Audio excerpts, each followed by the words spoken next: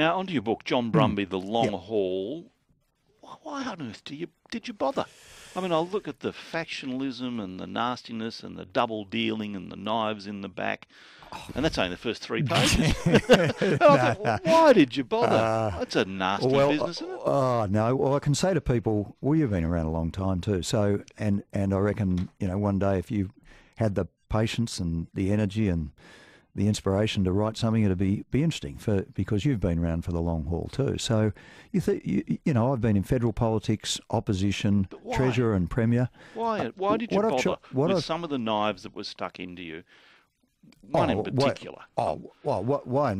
I bothered because I've always believed in the public good. I've always believed in the battle of ideas. I've always believed in trying to do something for your state and your country. But all your mates are behind you sticking knives in you, weren't they? Really, it was pretty rough.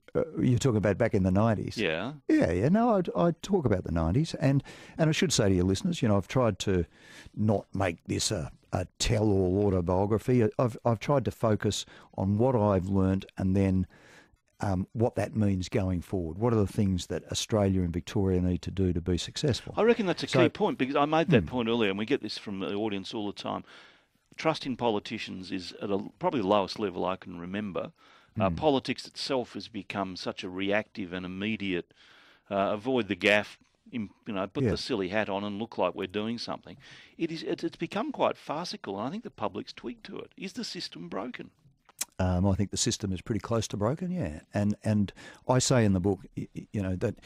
So as you know now, I'm active chairing a number of boards and super funds and a lot of not-for-profits. So I am very focused on what we call governance, corporate governance. And when I look from the outside in now, I see if you're a trustee on a super fund, you've got to have minimum qualifications. You've got to do 20 hours training a year. If you're a nurse or an AMBO, you've got to do training every year to keep your skills up. If you're a doctor, you've got to do the same. I can't think of a profession. If you're a board member on a not-for-profit like I am on Fred Hollows or Olivia Newton-John, you've got to have a standard that you take to the board.